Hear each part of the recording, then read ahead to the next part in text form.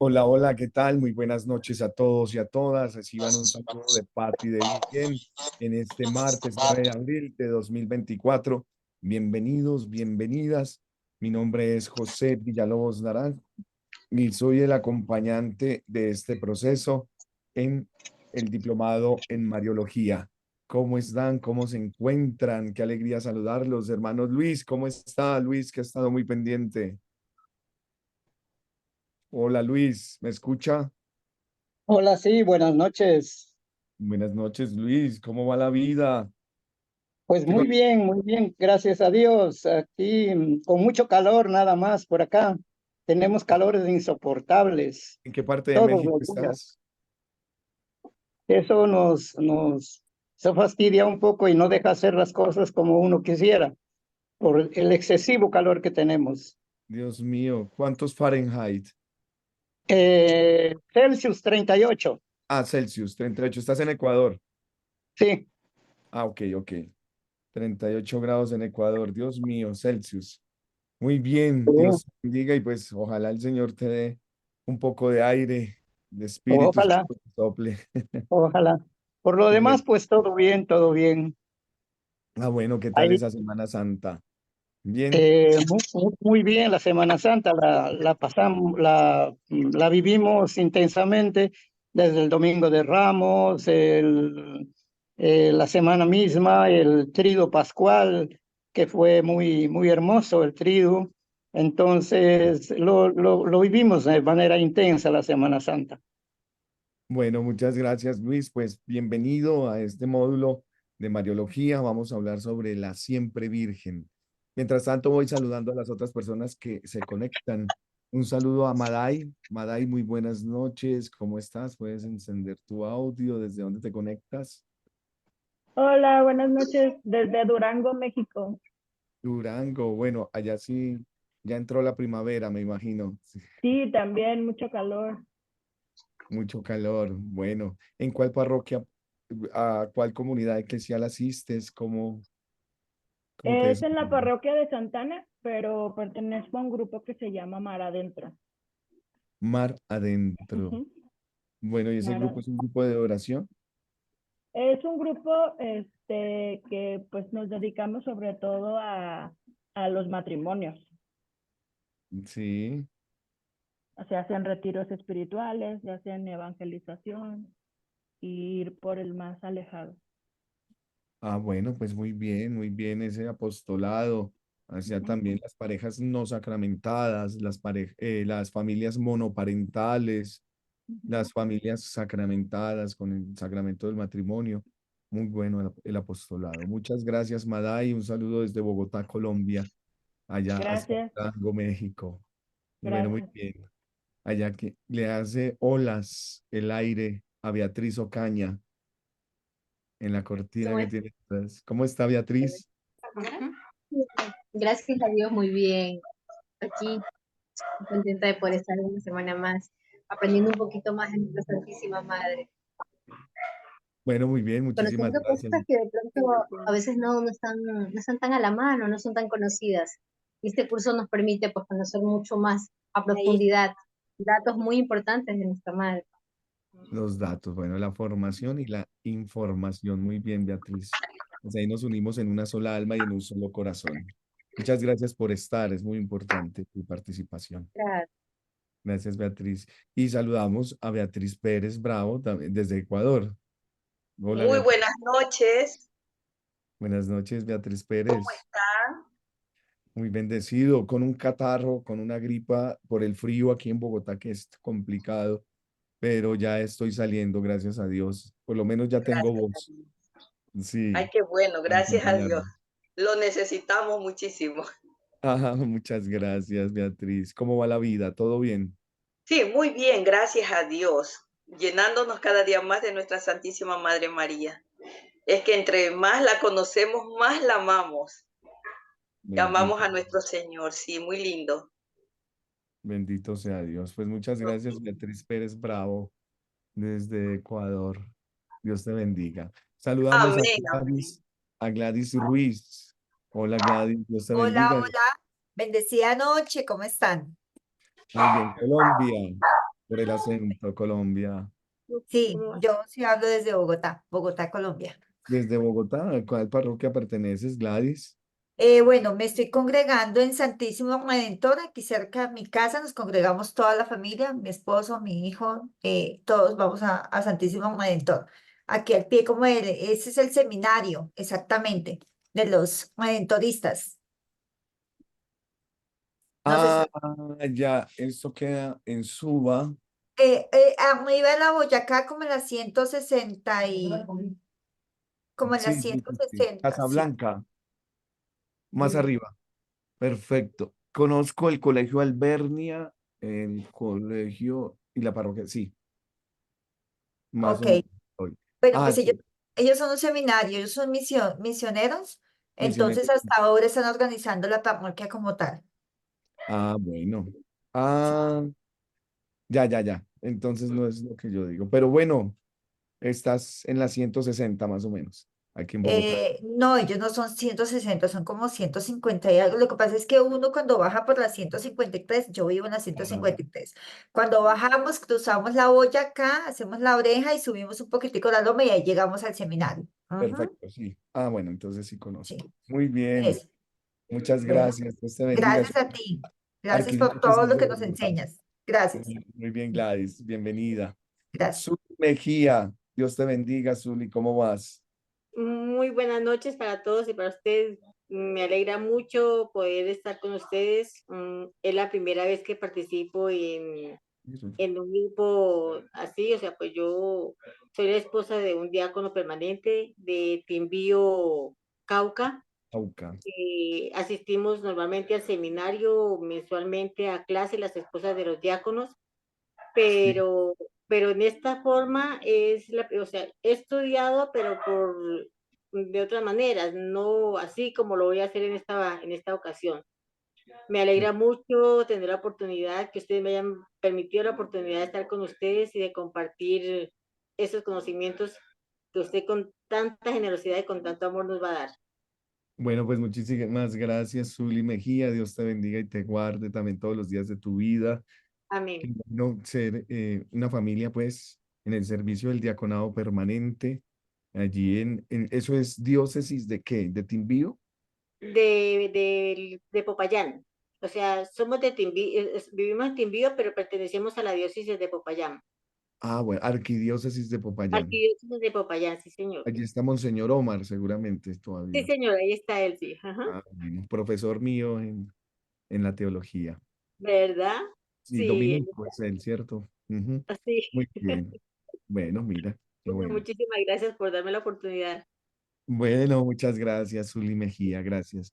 Saludamos a todos los asistentes, a Martín Díaz, María de los Ángeles Patiño, Martín, Carmen Portilla, Claudia, Holman Vargas, Kevin Camba Herrera, Rocío, Edu Carrasco, hermana Karen, Pilar Solís. Dios les bendiga. Muchísimas gracias por estar aquí. Vamos a saber iniciar. Cuando venimos a un diplomado con de católicos es volver a experimentar ese primer amor de Jesús como nuestro Mesías, como nuestro Señor y Redentor. Mi Señor y mi Redentor. Y es lo primero que queremos hacer nosotros otra vez, volviendo a refrescar quizás información que ustedes ya saben desde sus propias formaciones en las parroquias, pero es volver a pasar por el corazón, es un recordar, pasar por el cortis, por el corazón, y así poder encontrarnos en una sola alma, en un solo corazón, por medio de María en ruta hacia Dios. Por eso el saber tiene que ver con sabor, de deleitarnos, de probar, de sentir esa sensación de que estos contenidos son para nosotros como un dulce, son como una oasis en medio del desierto. La sabiduría que nos da Dios, que es un don del Espíritu Santo, pues tiene que ver con esto y tenemos que pedirla. Les voy a invitar para que hagamos una oración que tiene que ver con la oración cantada de la secuencia de Pascua. Nos la ha regalado el padre Cristóbal Fons eh, para que sea cantada y que en cada palabra de esta secuencia de Pascua, estamos en tiempo de Pascua, sea para nosotros un aliciente, sea una palabra que llegue al corazón y nos dé agua viva para esta sed que tenemos del amor de Dios. Iniciemos diciendo, en el nombre del Padre, del Hijo y del Espíritu Santo. Amén.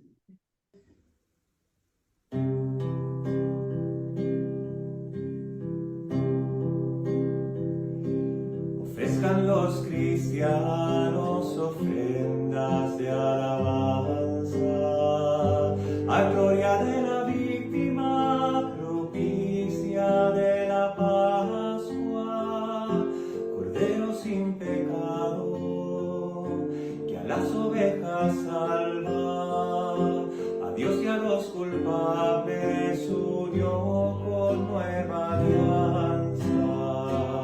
Lucharon vida y muerte en singular batalla, y muerto el que es la vida, triunfante se levanta, que es visto de camino, María en la mañana, a mi Señor glorioso, la tumba abandonada, los ángeles testigos, sudarios y mortaja, resucitó de veras mi amor y mi esperanza, venida a Galilea, allí el Señor aguarda, allí veréis los suyos, la gloria de la Pascua.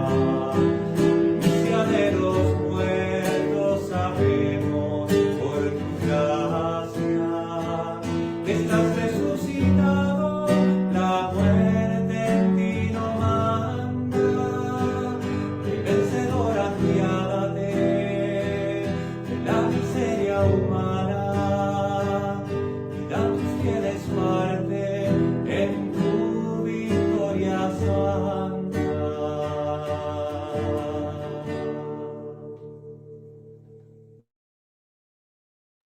Padre nuestro que estás en el cielo, santificado sea tu nombre. Venga a nosotros tu reino, hágase tu voluntad en la tierra como en el cielo. Danos hoy nuestro pan de cada día. Perdona nuestras ofensas, como también nosotros perdonamos a los que nos ofenden. No nos dejes caer en la tentación y líbranos del mal. A María Santísima, en esta semana que nos preside la liturgia con la anunciación que celebrábamos ayer como solemnidad.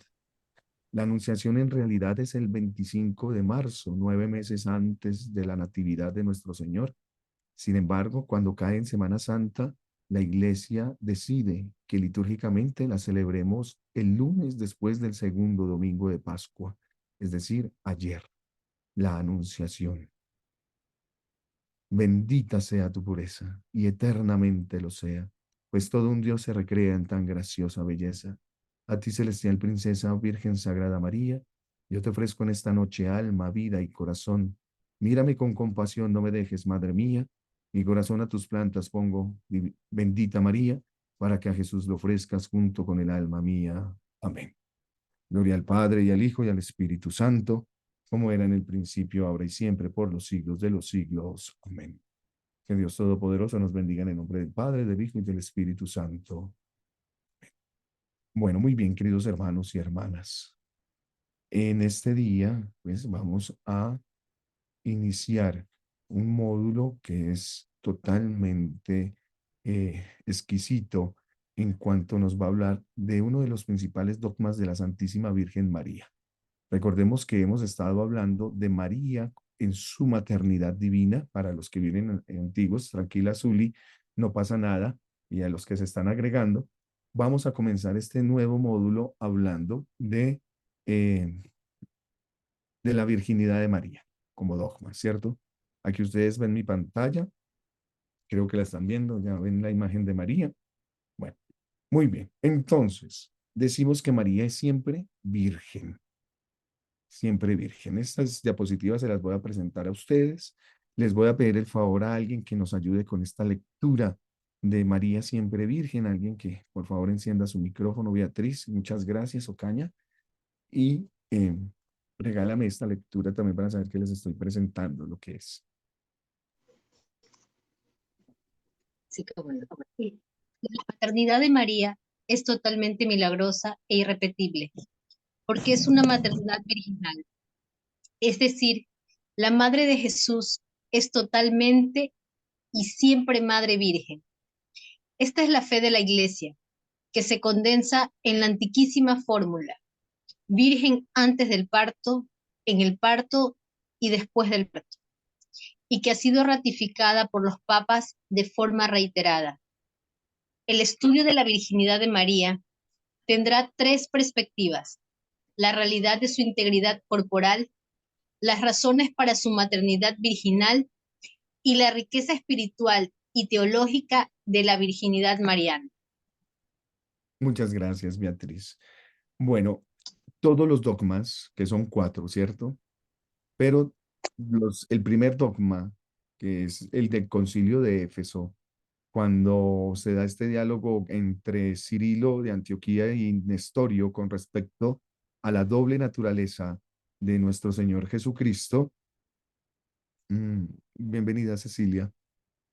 Oh, qué bueno, estás en este diplomado, ya hablaremos. Muy bien, Cecilia Patiño desde Ecuador. Entonces, eh, el Concilio de Éfeso lo que hace es anunciar el dogma de la maternidad divina de María con respecto a la naturaleza humana y la naturaleza divina en la persona divina de la segunda persona de la Trinidad, que es el verbo que se hace carne. Para nosotros es Jesucristo. Claro, toda esta discusión, pues sin querer, va a ofrecer que en María el verbo toma cuerpo y alma. Por lo tanto, el verbo al ser Dios, el verbo de Dios al ser Dios, se convierte en ser humano. No es el ser humano el que se convierte en Dios, no, es el verbo, la palabra de Dios. Es Dios mismo quien se hace hombre para habitar entre nosotros, para hacerse historia entre nosotros. Por lo tanto, el verbo es divino, por eso es de naturaleza divina. Es persona divina porque pertenece a las personas de la Santísima Trinidad. No es persona humana, sino persona divina en esa primera demostración de persona con el concepto de hipóstasis y que tiene la misma esencia que el Padre y que el Espíritu Santo. Por lo tanto, en María se da una maternidad totalmente divina, es decir, Madre de Dios, como lo hemos visto también, la Theotokos.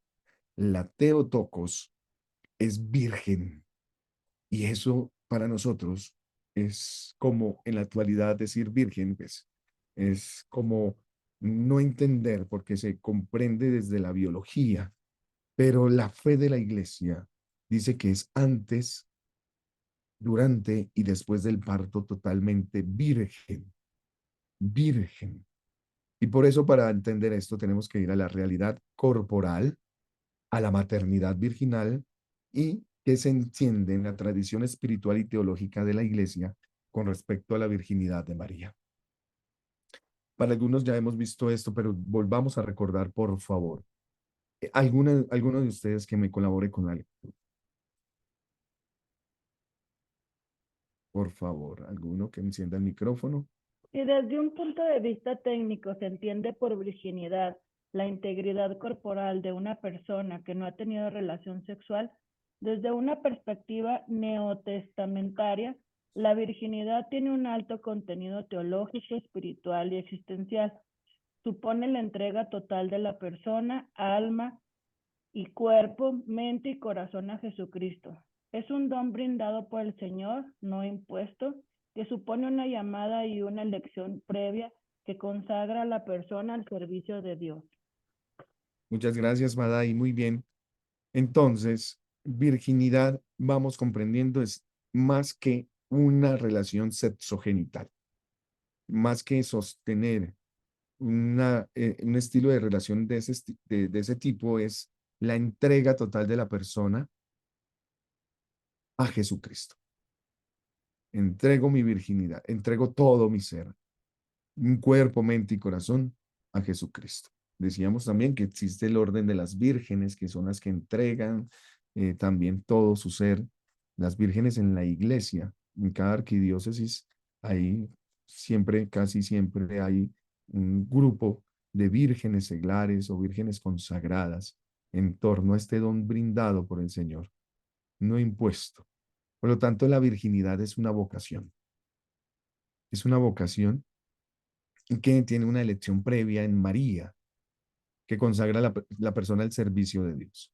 Entonces, si en este sentido teológico va mucho más del sentido biológico, del sentido corporal, no podemos decir que Jesucristo no tuvo cuerpo, porque eso era lo que decía el docetismo con respecto a que Dios no puede hacerse tan sencillo, tan humilde, hacer como su propia criatura, como la creación que hizo, o si no dejaría de ser Dios. Si vino, vino en forma espiritual, en forma de fantasma tal vez, un espíritu que tenía la forma de cuerpo, pero no tenía cuerpo. Por lo tanto, ellos sostienen que la virginidad de María es totalmente válida frente a que ella no dio a luz un cuerpo, sino un espíritu. Totalmente erróneo para la teología católica, porque Dios sí le concede en María un cuerpo. La cera incluso, la cera da a luz, tiene un parto, decimos, y es lo que vamos a ir viendo en esta virginidad de María. Otra persona que nos colabore, por favor, con esta lectura. Hola, Hola, Kevin Camba, bienvenido. ¿le puedo ayudar ya? Esta donación completa de la persona comporta la virginidad del cuerpo, que Virginidad. afecta de forma directa a la corporalidad. Esta integralidad inviolable es, como dicen los teólogos, el elemento material de la virginidad. La virginidad del alma, o sea, la decisión, consiste y libre de pertenecer exclusivamente a Dios y de apartar todo aquello que atente a la castidad. La entrega con corazón indiviso constituye el elemento formal e intencional de la virginidad. Bueno, muchas gracias, Kevin Camba. Bueno, entonces tenemos dos puntos de esa virginidad, una material y otra formal e intencional. La material es la que nos habla directamente del cuerpo, que es totalmente inviolada, es decir, en María no se ve que su integridad haya sido rota. Allí tenemos un elemento material, su cuerpo, a pesar de tener un parto natural, no es lacerado como es lacerado el cuerpo de una mujer a dar a luz. Y esto lo vamos a entender tarde, pero ya vamos frente a eso. Y la virginidad del alma, que es obviamente el elemento formal, que es una decisión libre, voluntaria, consciente de pertenecer en castidad totalmente a Dios. Por lo tanto, ¿qué tenemos? Que la virginidad no solo habla de la integridad física de María, de la mujer, como realidad biológica, sino la voluntad de conservar siempre esa integridad. Entonces ya estamos hablando de una voluntad, de un querer, de una disposición del alma y del cuerpo a estar siempre íntegro, inviolable e indiviso hacia Dios. Esa entrega, pues, tiene por motivo esa razón sobrenatural. Propter regnum celorum. Como que límpianos, reina del cielo, limpia, reina del cielo, protégenos, reina del cielo también. Esta virginidad del cuerpo, de los sentidos y del alma adquiere un sentido trascendente y sobrenatural. Y aquí quedábamos en este dogma de la perpetua virginidad de María, que tiene estas afirmaciones. María concibió, María dio a luz y María permaneció. Permaneció. Gracias, Kevin Camba, por el mensaje que nos pones. permaneció virgen durante su vida terrestre, dio a luz sin perder su virginidad en el nacimiento de su hijo y concibió virginalmente por el poder omnipotente de Dios, por lo que Jesús no tuvo padre humano. San José, padre adoptivo, ¿cierto?, de Jesús. Bueno, pero veamos entonces la fundamentación escriturística. Vayamos a la Sagrada Escritura con respecto a este dogma, antes de leer un documento, una catequesis de San Juan Pablo II con respecto a la virginidad, para ir comprendiendo un poco más. Entonces, esta afirmación se apoya en los siguientes textos principales de la Sagrada Escritura. Recordemos que en Mariología tenemos textos acomodaticios y textos directos con respecto a la Virgen María. Acomodaticios es algunos textos que nos hablan de una mujer, de una doncella, en el Antiguo Testamento, algunos en el Nuevo Testamento, en el libro de Apocalipsis, que le hemos acomodado a la Virgen María, que no tenemos ninguna duda que es ella, pero lo acomodamos porque no hay una relación directa. Suponemos que es ella. Y los directos como Gálatas 4:4 al 6, que ya nos habla de María, o los de Isaías, que ya nos habla de la doncella, pensamos que es María. Tenemos entonces a Isaías 7:14. Isaías, que nos anuncia: he aquí que la Virgen va a concebir y dará a luz a un hijo, a quien pondrá por nombre Emmanuel. Entonces, tenemos unas formas verbales. Va a concebir, va a dar a luz, que se aplican a un sujeto. Ese sujeto es la Virgen. La Virgen. Por tanto, entonces estos verbos en sentido de presencialidad, al sustantivo virgen, encontramos en esta palabra. Para muchos teólogos se afirma tanto la concepción como el parto virginal. Este va a ser fundamental, este versículo, para el dogma de la virginidad en María. Tenemos otro texto que es Mateo 1, 18 al 24. ¿Alguna persona que nos colabore con esta lectura, por favor? Zuli, venga. Voy. San Mateo narra expresamente el modo como Jesús fue concebido. La concepción de Jesucristo fue de esta manera: estando desposada María, su madre, con José, antes de que conviviesen, se halló haber concebido María del Espíritu Santo. Un ángel del Señor le dijo: José, hijo de David, no temas recibir en tu casa a María, tu esposa, pues lo concebido en ella es obra del Espíritu Santo. Dará a luz un hijo, a quien pondrás por nombre Jesús, y sin que él, José, la hubiera conocido, dio a luz un hijo.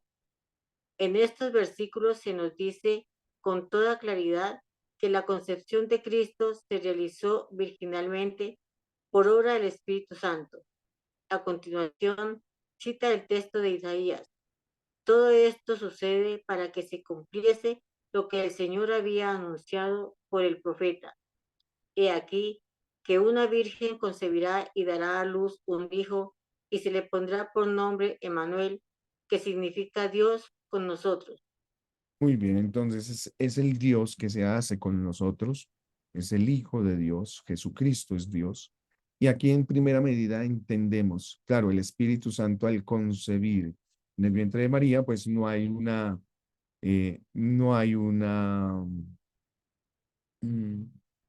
una relación sexogenital, ¿cierto? Sino es más como un estilo de iluminación, un estilo de presencia total del Espíritu Santo en aquella en la que se había preparado desde el momento mismo de la creación.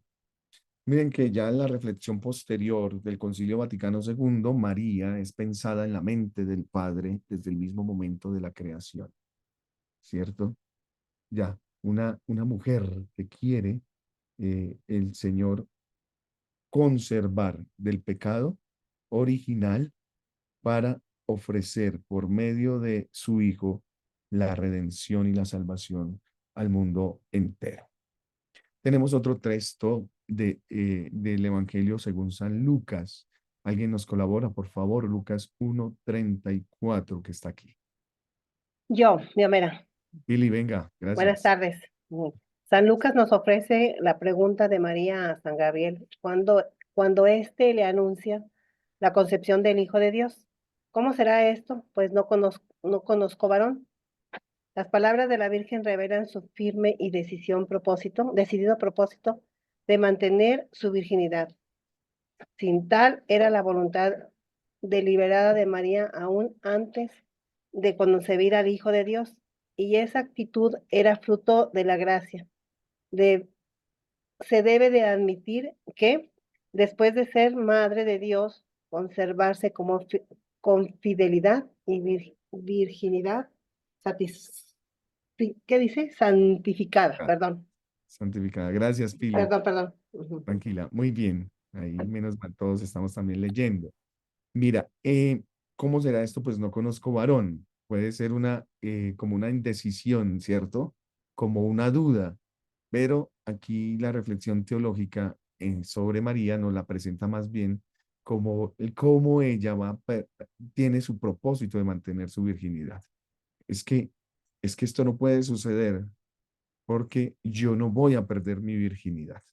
Y vuelve otra vez el ángel allí en la anunciación y le dice, no, es que tú no la vas a perder, es el Espíritu de Dios que te va a poseer y te va a engendrar a un hijo. Perfecto. Y más adelante, entonces, tenemos una lectura más correcta de este texto y es el que nacerá santo, será llamado Hijo de Dios. Esta expresión también de San Lucas nos ayuda muchísimo para corregir en el concilio de Nicea, de Éfeso y de Calcedonia, la persona de Jesucristo. Es que la persona de Jesucristo es Hijo de Dios. Y este que nace de la Virgen va a ser santo. Con este adjetivo, pues, se califica el nacimiento. Nacer santo, pues, obviamente es no tener la impureza del pecado original, que pues nos es dada por la efusión de sangre que hacía impura a la mujer también. Entonces, tenemos allí una doble relación. Primero, que en María es preservada del pecado original. Por eso, posteriormente, se va a hablar del dogma de la Inmaculada Concepción. Es decir, que no tiene mácula, que no tiene, pues, su pecado original. Y segundo, al no tener una efusión de sangre en el momento del parto, esto hace que ella se mantenga totalmente pura. Por eso, la afirmación que nacerá santo, que es totalmente inconcebible para el mundo judío, sí para el Hijo de Dios está indicando que el parto será totalmente virginal. Virginal. Ahora leamos Lucas 2-7. Sí, la clase queda grabada, Martín. Kevin, tú que levantas la mano, a ver. Sí, solamente antes de pasar, permítame acotar algo, ¿no? Algo que quisiera compartir aquí, que, bueno, me voy a abrir un poquito a los renegados de la fe, bueno, los le llaman evangélicos, no dicen que María sí tuvo derramamiento de sangre en el parto, porque dice que el Evangelio de San Lucas dice que a los 8 días de Jesús haber nacido, que María estuvo en la purificación, o sea, ellos se jactan a la presentación, ¿no? Pero yo les digo, incluso conversando con ellos, ¿no? Les digo, es que ustedes lo ven de una parte humana, ¿no? Pero nosotros lo vemos de la parte divina. ¿Y qué le dijo el ángel a María? Para Dios no hay nada imposible. Y por eso María es virgen antes, durante y después del parto, porque para Dios nada es imposible. Pero en cambio ellos lo ven de una parte humana. Dicen, no, pero la Biblia dice que María después tuvo que irse a purificar. Según la ley de Moisés, le digo, claro, porque ellos eran cumplidores de la ley, porque la Virgen también era judía. ¿Ya? Y entonces todos esos ritos que tenían los judíos tenían que ser obligatorios. Hasta Jesús mismo, siendo judío, guardó el sábado, le digo, porque él pues se jactaba también, ¿cómo es? Acogía la ley de Moisés. Pero en cambio ellos lo ven de una parte humana, nosotros lo vemos con otra parte, más bien diría yo, desde la divinidad. Perfecto. Creyendo que no es imposible, ¿no? Disculpe que le Exacto, no, corte y un está poquito. muy bien, y está muy bien, no cortas, sino antes más nos amplías, y es las características propias que le damos a Dios, ¿no? Él es todopoderoso, y al ser todopoderoso puede hacer esto. Por lo tanto, en teología tenemos que creer para entender. Yo sé que les estoy dando un contenido totalmente confesional. Frente a un médico, frente a un científico ateo, pues esto pues, va a ser de total debate. Sin embargo, tenemos que conocer qué es lo que nos dice la iglesia. La iglesia también ha entrado en el debate frente a esto, pero antes de ir allí, eh, pues tenemos que conocer estos contenidos. Y ciertamente lo que dice Kevin, en ese creer, pues pues es ver esto con los ojos de Jesucristo, de la divinidad de Jesucristo. Y así pues vamos entendiendo un poco más. Muy bien. Vamos a ver, porque nuestras fuentes es la Sagrada Escritura. Ya vamos a ver la interpretación teológica posterior durante este mes, pero ahorita en la Sagrada Escritura vamos a ver. Entonces, Lucas 2:7, por favor, quien nos lo lee, que es pues ya el nacimiento, ¿no? La natividad. Gracias. El evangelista San Lucas nos ofrece en su relato del nacimiento una delicada insinuación sobre el parto milagroso, cuando dice que María dio a luz a su hijo primogénito y lo envolvió en pañales y lo reclinó en el pesebre. Es la madre misma que acaba de dar a luz la que presta inmediatamente a su hijo, sin ayuda de nadie, los primeros cuidados. Son indicios significativos de que el parto ha sido milagroso. Así lo han interpretado algunos padres de la Iglesia y muchos exégetas antiguos y modernos. Muchas gracias, Beatriz Pérez. Pues sí, finalmente las palabras que nos da el autor sagrado en Lucas es dio a luz. Y dar a luz es, tendríamos que ir al griego y realmente en el griego habla de un parto, un nacimiento de la carne, de la zars, de la carne. Pero precisamente no nos habla cómo, pero ya el dogma posteriormente nos va a hablar de cómo esta carne no es rota, no es rota. Ahora vamos al evangelista teólogo, al Evangelio de San Juan 1:13, en todo el inicio. ¿Quién nos hace el favor de ustedes?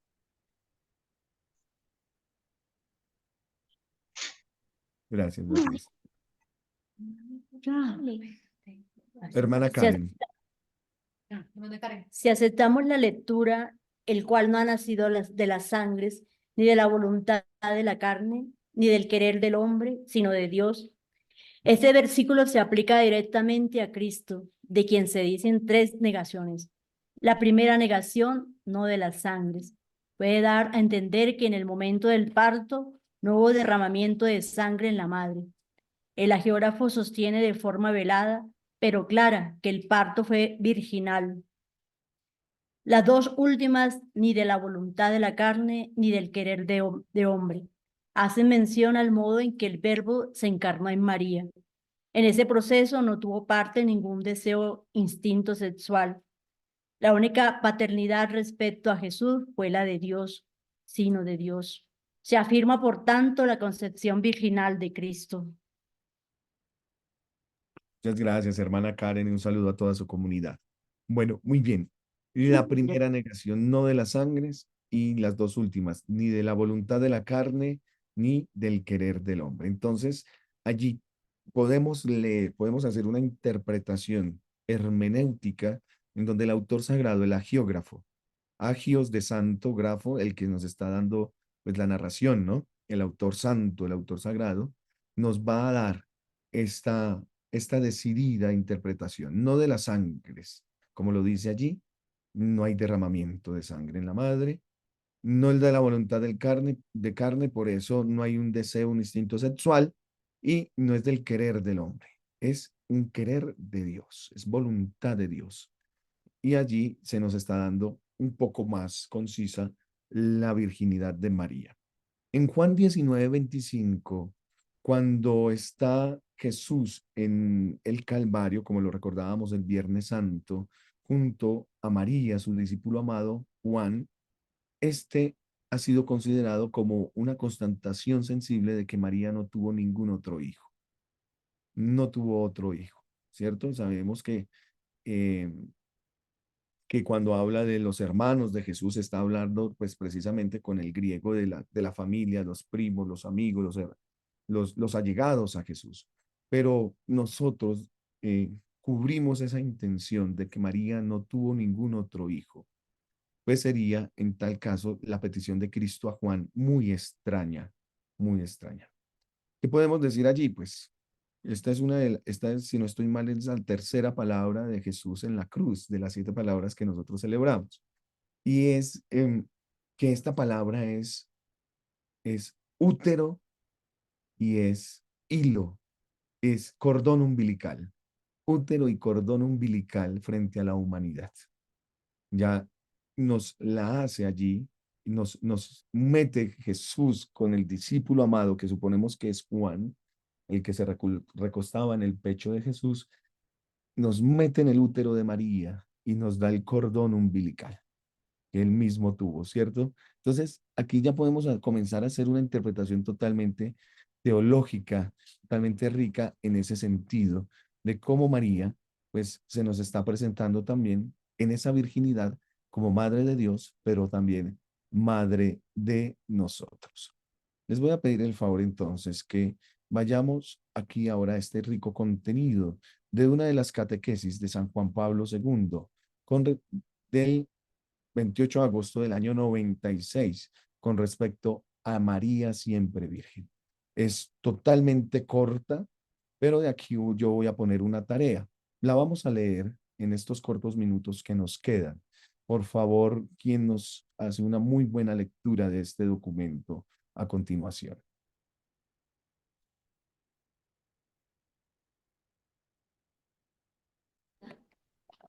¿Ya? Ya, hermana Karen, gracias. María siempre virgen.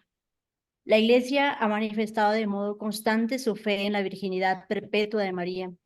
Los textos más antiguos, cuando se refieren a la concepción de Jesús, llaman a María sencillamente virgen, pero dando a entender que consideraban esa cualidad como un hecho permanente referido a toda su vida.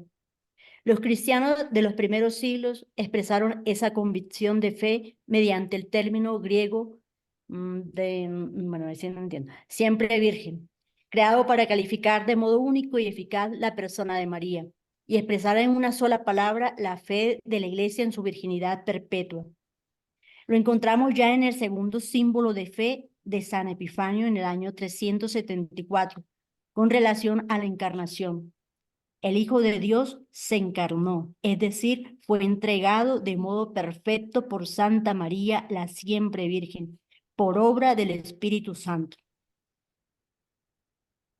Ancoratus 119, 5 DS 44. La expresión siempre Virgen fue recogida por el Segundo Concilio de Constantinopla, que afirmó: el Verbo de Dios se encarnó de la Santa y Gloriosa Madre de Dios y siempre Virgen María, y nació de ella. Esta doctrina fue confirmada por otros 2 concilios ecuménicos, el cuarto de Letrán, año 1215, y el segundo de León, año 1274, y por el texto de la definición del dogma de la Asunción, año 1950, en el que la virginidad perpetua de María es aducida entre los motivos de su elevación en cuerpo y alma a la gloria celeste. 2. Usando una fórmula sintética, la tradición de la Iglesia ha presentado a María como virgen antes del parto, durante el parto y después del parto, afirmando mediante la mención de estos 3 momentos que no dejó nunca de ser virgen.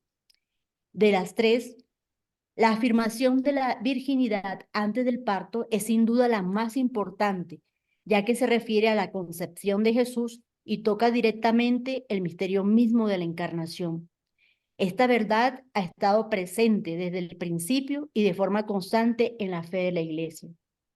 La virginidad durante el parto y después del parto, aunque ella se haya contenida implícitamente en el título de virgen atribuido a María, ya en los orígenes de la Iglesia, se convierte en objeto de profundización doctrinal cuando algunos comienzan explícitamente a ponerla en duda.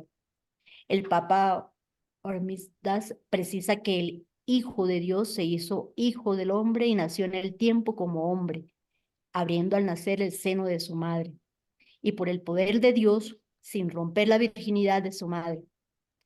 Esta doctrina fue confirmada por el Concilio Vaticano II, en el que se afirma que el hijo primogénito de María no menoscabó su integridad virginal, sino que la santificó.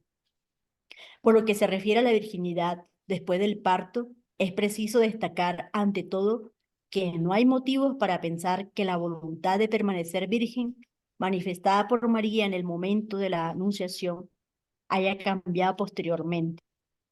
Además, el sentido inmediato de las palabras, mujer, ahí tienes a tu hijo, ahí tienes a tu madre, que Jesús dirige desde la cruz a María y al discípulo predilecto, hace suponer una situación que excluye la presencia de otros hijos nacidos de María. Los que niegan la virginidad después del parto han pensado encontrar un argumento probatorio en el término primogénito que el Evangelio atribuye a Jesús, como si esa expresión diera a entender que María engendró otros hijos después de Jesús. Pero la palabra primogénito significa literalmente hijo no precedido por otro, y de por sí prescinde de la existencia de otros hijos.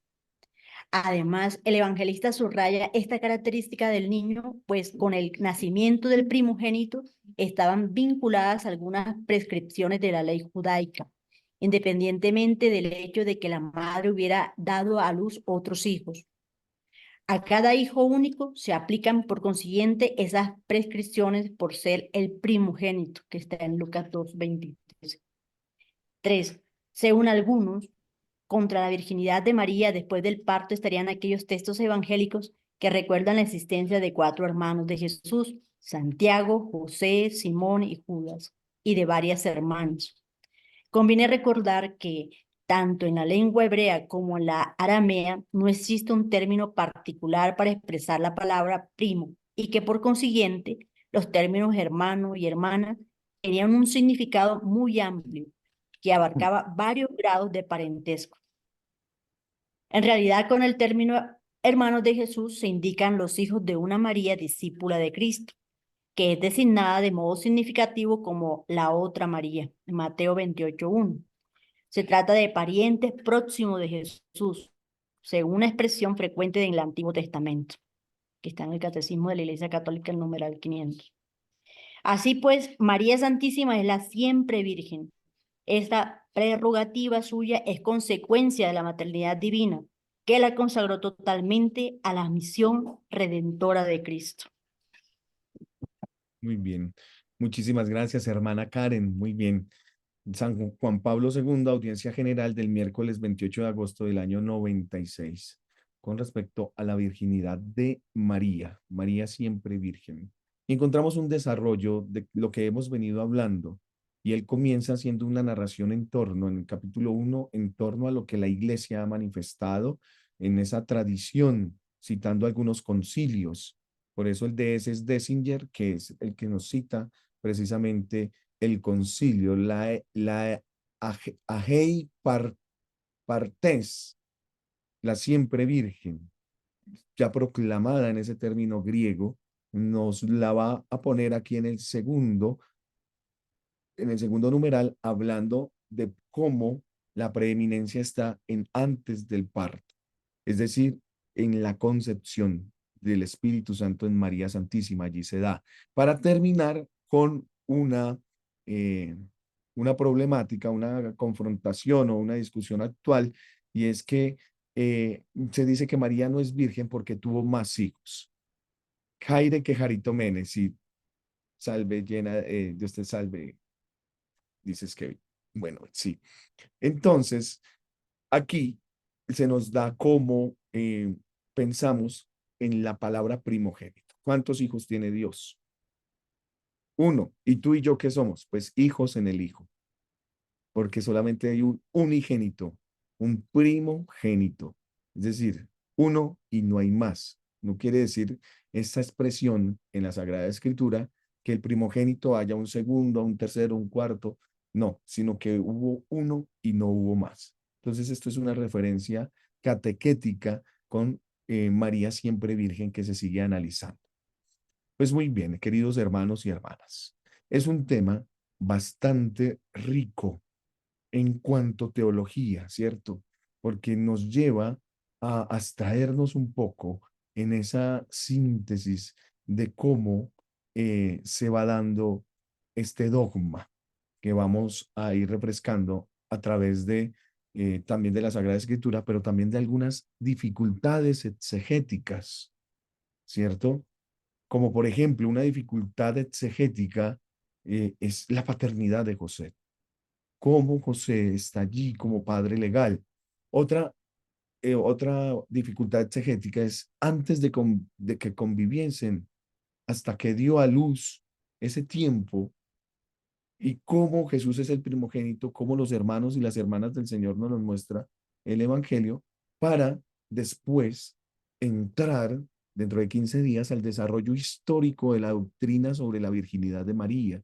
Vamos a analizar el concilio de Nicea, después del concilio de Nicea hasta el concilio de Éfeso, después del concilio de Éfeso a la reforma protestante con respecto a la virginidad de María, y de la reforma protestante hasta nuestros días. Vamos a ver también cómo los racionalistas, los modernistas, hablan de esa concepción virginal de Jesús como un mito cristiano y que ha llegado hasta nuestros días, para después dar unas razones de conveniencia de la concepción virginal de María, de su parto virginal, de la virginidad después del parto, y cómo esto se relaciona precisamente con la maternidad divina, para ir terminando sobre el sentido de la virginidad en el parto y cómo esto tiene una dimensión soteriológica, es decir, cómo esto, la virginidad en el parto, nos lleva a nosotros también hacia la salvación. Entonces, yo les voy a dejar una pregunta únicamente. ¿Qué diferencia hay entre la virginidad biológica y la virginidad sobrenatural? Para que ustedes lo pregunten, lo analicen, lo investiguen y tengan también una referencia. Yo les comparto esto como tarea en el grupo de WhatsApp. Recordemos que este grupo se abre los sábados y domingos con el fin de que usted ponga allí un breve comentario, ya sea escrito o en audio, y se trata de una acción voluntaria para poder compartir con los hermanos. Podemos debatir, podemos compartir. No es calificable porque estamos formando el corazón y el corazón no tiene una evaluación o una nota, sino que allí, si te sientes en la disposición, puedes tú compartir tu propia experiencia. Pues bueno, hemos llegado así pues, perdón, a la parte final del contenido. Le damos la gloria a Dios por medio de María. ¿Alguno de ustedes quiere hacer la oración?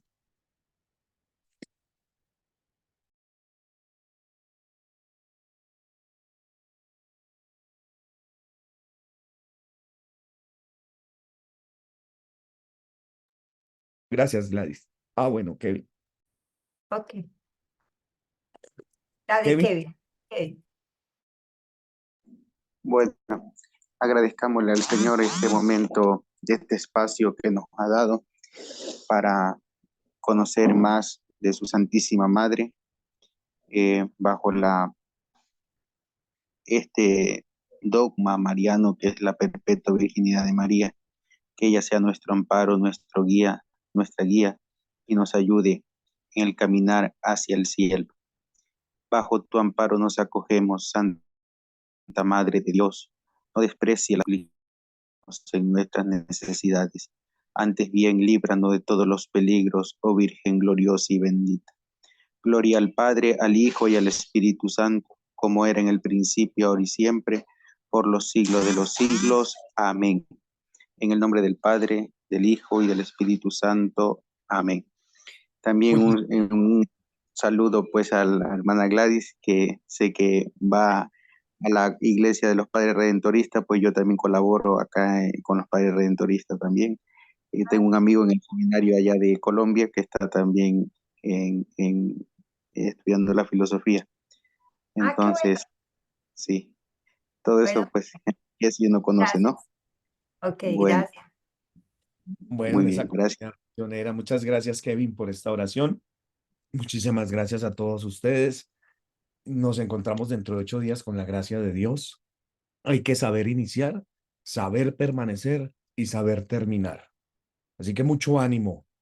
No se sientan solos. Cualquier cosa, por medio del WhatsApp nos comunicamos. Que tengan una santa noche.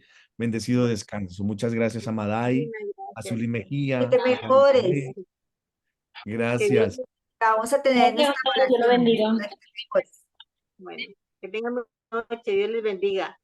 Gracias. Goodbye. Gracias, God Feliz bless you. noche, Dios los bendiga. Gracias. Cecilia Gracias, Patiño, gracias. grande, grande Cecilia Patiño, ahora en Mariología. Bendecida noche. Bendecida noche. Muy bien. Goodbye.